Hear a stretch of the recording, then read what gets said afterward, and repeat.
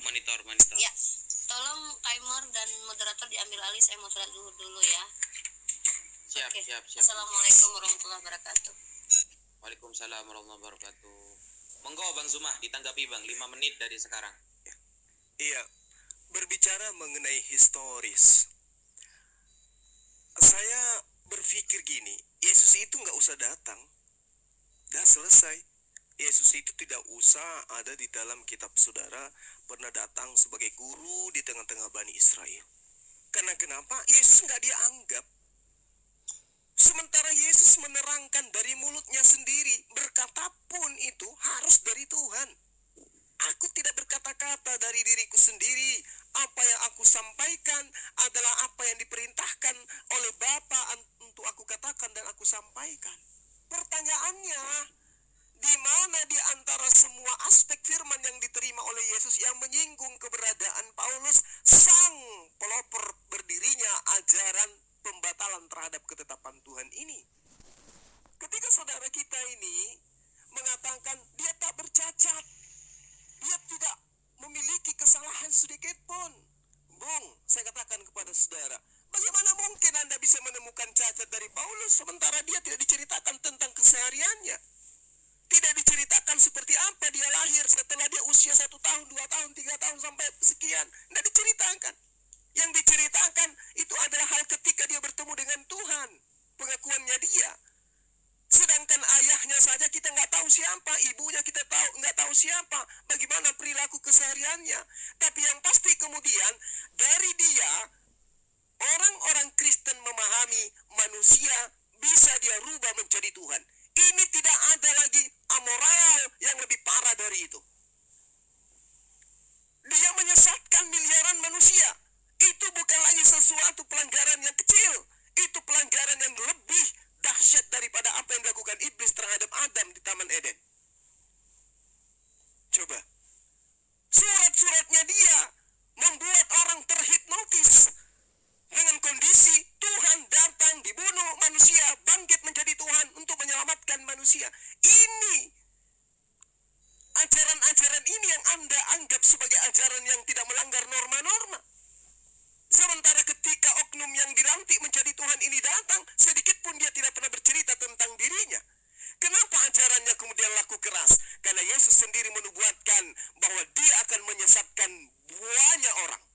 Kalau itu tidak tergenapi, maka Yesus boleh dikatakan sebagai nubuatan yang gagal. Harus menyesatkan banyak orang. Bahkan menyesatkan orang-orang pilihan.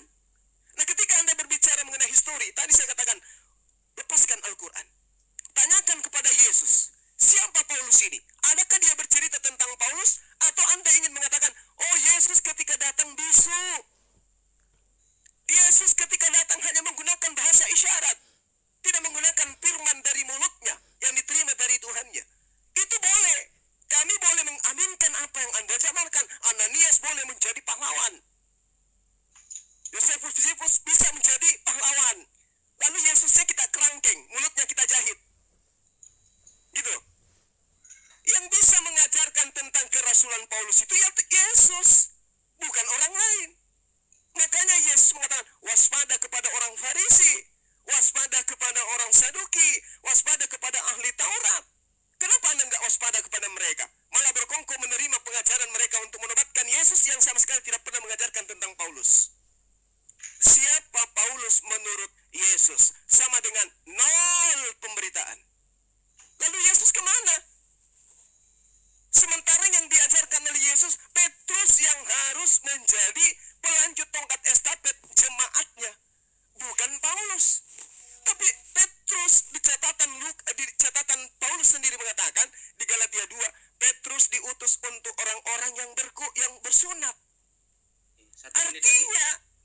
Artinya tidak ada legitimasi jelas dari Yesus terhadap Paulus. Tapi Paulus mampu merubah wajah dunia yang tadinya ajaran monoteisme menjadi ajaran yang Anda anut saat ini. Dan memang itu harus dibungkus dengan sesuatu yang baik. Nampaknya baik. Kenapa? Karena tujuannya adalah untuk membawa manusia kepada apa yang diinginkan oleh iblis. Oke. Apa itu? Meninggalkan ajaran Tuhan. Demikian. Oke, jadi poinnya belum terjawab Mas Jack Cita. Mas Zuma itu inginnya siapa Paulus menurut Yesus ya, bukan menurut muridnya atau yang lain. Biar kita semakin jelas seperti itu. Oke, monggo Bang Cita 5 menit dari sekarang bisa ditanggapi. Halo. Oke. Ya. Siap. Terima kasih Ustaz Zuma. Luar biasa. Jadi kita bicara masalah kesehariannya. Nah, tentu Alkitab seperti yang dikatakan Rasul Yohanes, dia mengatakan seperti ini. Tidak semua bisa dicatat, tapi yang di sini adalah dicatat untuk menyatakan bagaimana Yesus adalah Mesias tadi. Jadi ada poin-poin penting. Nah, keseharian masa kecilnya atau masa tuanya bahkan tidak dicatat mengenai Paulus. Tidak signifikan.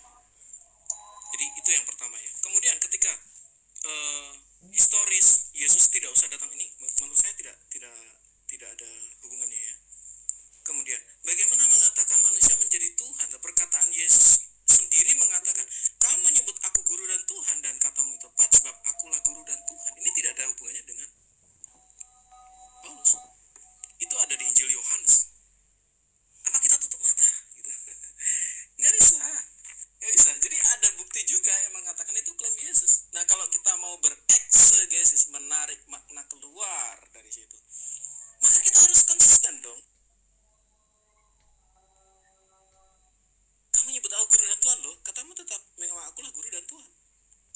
Yesus mengklaim sendiri mengatakan, siapa melihat aku, dia melihat Allah. Karena memang dia adalah firman Allah yang menjadi manusia, sepenuh Allah, sepenuh manusia. Dalam kodrat kemanusiaannya dan kodrat keilahiannya. Nah, ini nggak bisa kita sangkal gitu loh. Itu ada, ting telecek bahasa Jawanya ya. Ting telecek itu tersebar begitu banyak. Nah, kemudian kita pilih-pilih. Nah, ini ada permasalahan hermeneutik di kita gitu. Hermeneutik yang apa? Ilogik. Sayangnya itu merujuk kepada kacamata 700 tahun setelah Yesus. Ini ilogik. Ilogik itu nggak logis maksudnya. Ini nggak bernalar bagi saya. Bagi saya loh. Kenapa? Dari sumber primer sudah telecek bukti. Kamu menyebut aku guru dan Tuhan. Kemudian berkali-kali, ini untuk kesekian kalinya. Monggo nggak diterima nggak apa-apa, karena memang tidak diimani. Yesus mengatakan, aku Yesus Nazaret. Aku memanggil kamu. Kamu menganiaya aku. Dikatakan seperti itu. Jadi siapa kesaksian Paulus menurut Yesus? Sudah ada di situ. Hanya karena kita tutup mata, tidak berarti bahwa itu nggak ada gitu. Itu karena kita sudah tergesa-gesa dalam eisegesis. Oh, ini pasti salah. Kita nggak tanya sebenarnya bagaimana sih. Seperti itu. Loh, tapi kalau aku mempertanyakan ini sumber primer loh. Itu kan kita, hati nurani kita harus merasuk gitu. Kok saya pertanyakan kepada sumber primer, berarti ada yang salah dengan pemahaman saya. Yesus sudah mengatakan dirinya guru dan Tuhan. Kenapa di-framingkan kepada Paulus gitu loh?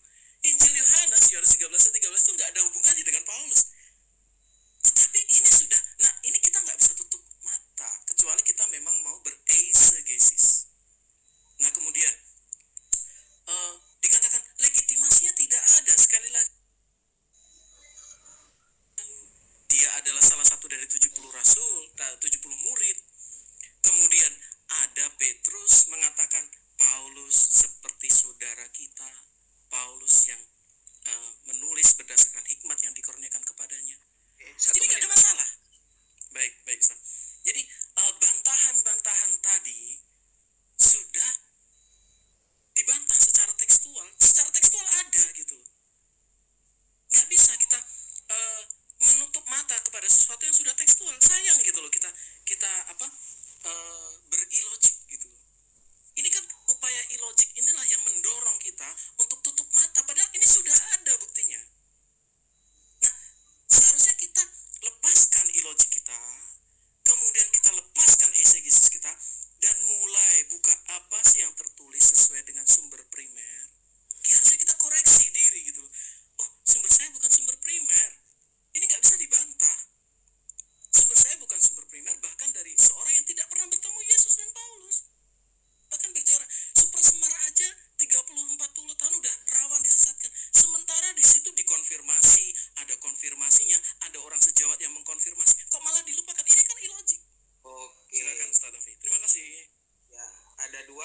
Bang. Yang pertama Yohanes 13:13 itu udah ada kaitannya dengan Paulus, tapi ternyata Yesus Tuhan. Kemudian data yang disampaikan bukan primer, maksudnya gak sezaman dengan Paulus dan Yesus, itu tidak diterima, gak masuk akal seperti itu. Lanjut Bang, 5 menit. Iya, justru yang melakukan eksegesis terlalu ekstrim ini adalah saudara saya ini. Aku adalah guru dan Tuhan, katanya. Aku di sini manusia, anak Maria. Tuhan yang dimaksud ini apa? Anda memaknainya apa? Pencipta langit dan bumi? Atau dia hanya sekedar utusan Tuhan yang memberikan tanda kenabian kepada Bani Israel? Yang bermandikan eksegesis itu kan Anda dari tadi. Saya minta data primernya dari lisannya Yesus itu mana tentang Paulus. Mana. Anda dari tadi kesana kemari hanya bisa kemudian memaparkan eksegesis. Ya, sumber primer. Tapi mana? Yesus ini loh. Yesus ini yang utusan Tuhan, yang datang mengatasnamakan Tuhan pencipta langit dan bumi itu adalah Yesus. Yang menjadi raja di kota Daud itu Yesus. Yang menjadi pembimbing bagi Bani Israel itu adalah Yesus. Yang Mesias itu Yesusnya. Bukan Paulus, Yesus. Maka sumber primer itu adalah mulut Yesus. Mulut Yesuslah yang kudu wajib menjadi standar tentang jabatan-jabatan orang di sekelilingnya setelah dia terangkat ke langit. Terkait dengan tulisan yang mengatasnamakan Petrus. Kalau Petrus tidak murtad, ya, maka mustahil dia menuliskan surat-surat untuk non-Yahudi. Sementara yang Anda pelajari, 1 Petrus, 2 Petrus, semua itu surat yang diceritakan. Oknumnya ini sama narasi yang dibangun oleh Paulus. Jadi cuma pinjam nama Petrus, lantas kemudian dikatakan itu adalah murid Yesus. Tunggu dulu. Petrus mendapatkan pesan, jangan ke bangsa lain. Kenapa kemudian dia menulis surat untuk bangsa lain? Apakah betul ini murid Yesus atau murid Yesus yang murtad? Karena Petrus yang benar tidak akan mungkin kemudian mengajak orang lain berkongko-kongko menuhankan Yesus. Sementara penulis kitab Petrus itu mengajarkan Yesus itu laksana dewa yang datang dalam rupa manusia. Apakah betul itu Petrus murid Yesus? Tidak. Makanya saya katakan Yesus itu mengatakan dengan sangat jelas, waspada. Jadi kudu wajib memahami pernyataan-pernyataan Yesus sebagai sumber primer untuk mengatakan dirinya itu siapa dan oknum yang diceritakan itu siapa. Paulus mengatakan aku bertemu dengan Yesus. Ada nggak pengakuan Yesus? Tidak ada. Dia anda aku sebagai guru, dia anda aku sebagai Tuhan. Sebagai guru dan sebagai Tuhan, ada nggak dia bercerita tentang Paulus? Nggak ada. Lalu Anda lebih percaya kepada Ananias, Anda lebih percaya kepada Paulus daripada Yesus sendiri yang berkata pun tidak mau kecuali apa yang diperintahkan oleh Tuhan untuk ia katakan dan ia sampaikan. Hari ini iman Anda sampai kepada ujung bahwa Anda menuhankan Yesus tanpa ada ajaran Yesus yang mengajarkan seperti itu.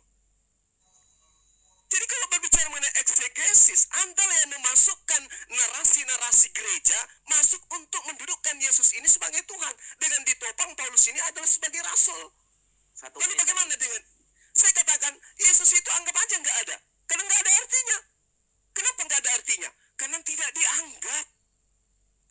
Yang dianggap oleh gereja sekarang ini adalah Paulus. Ketuhanan Yesus, pembatalan hukum-hukum Tuhan dari Yesus, oleh Yesus, itu diajarkan oleh oknum luar daripada Yesus itu sendiri.